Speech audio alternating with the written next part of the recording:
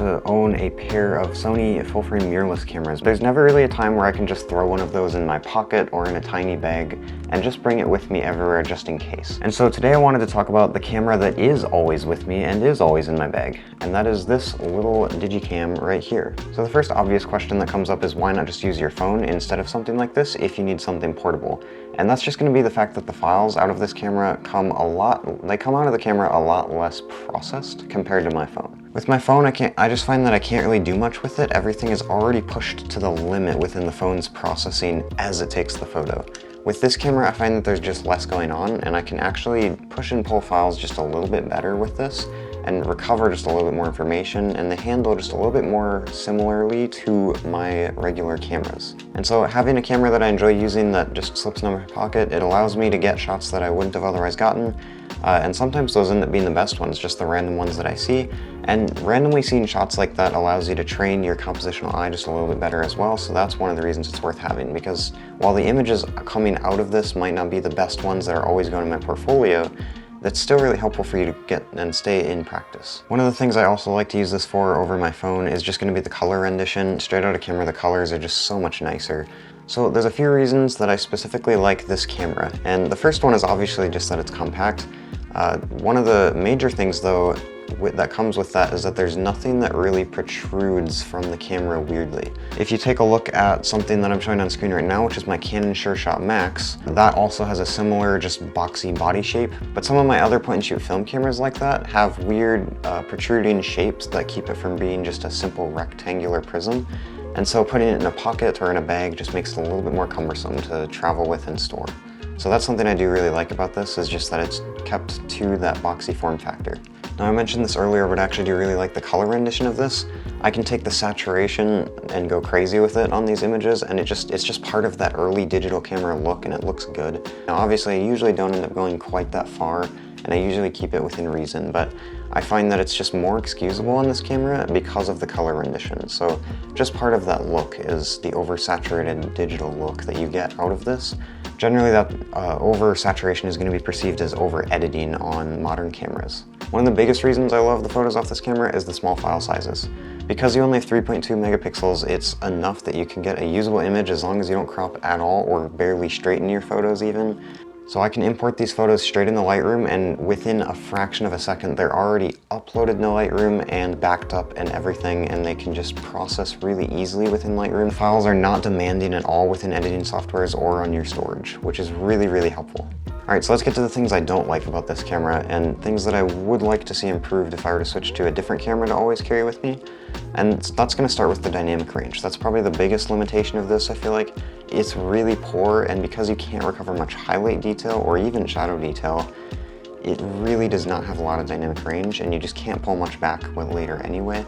The dynamic range is more allocated towards being less edited, coming straight out of camera, and so that's part of what I was talking about earlier of comparing it to my phone. With my phone, it looks like the images are already at shadows entirely lifted and highlights entirely blown out and tried to recover, because my phone's already trying to do that.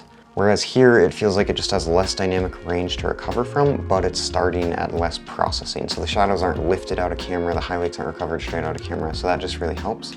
But there's just not a lot of dynamic range to go around anyway, so you have to be really careful about your exposure on this camera, because you can't over or underexpose by much. With high contrast scenes, it can really struggle a lot. And this is also tricky because there isn't manual exposure where I can just take my shutter speed up a notch and it's perfectly exposed. It can be rather tricky to expose because all you have is an exposure comp that you have to dig in your menu system to find. So obviously the resolution, while it is a pro for the small file sizes, I think at the same time it's a con. 3.2 megapixels is, I think, absolute bare minimum. You really can't go lower than that. I think just a little bit more resolution would be nice so that I'm able to straighten my photos without them becoming unusable. So another one of the cons is that when I first got this camera, I actually had to dig up a proprietary form of SD card called an XD picture card. These are pretty expensive on eBay and a little bit harder to find than I'd like them to be, and they're not as easy to get as an SD card.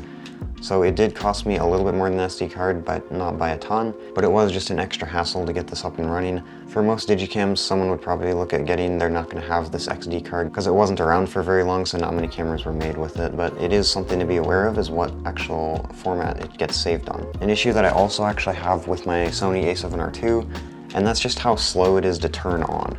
So by the time I actually turn it on, now it's ready to go. And sometimes the screen will actually black out right here, and then it takes another second, and then it's back. So it is a very slow camera to use in general, so that can be a bit of a problem. And just for reference, this is something I have experienced on my R2 as well, and now it's ready to go. So it's not the fastest, it's not instant.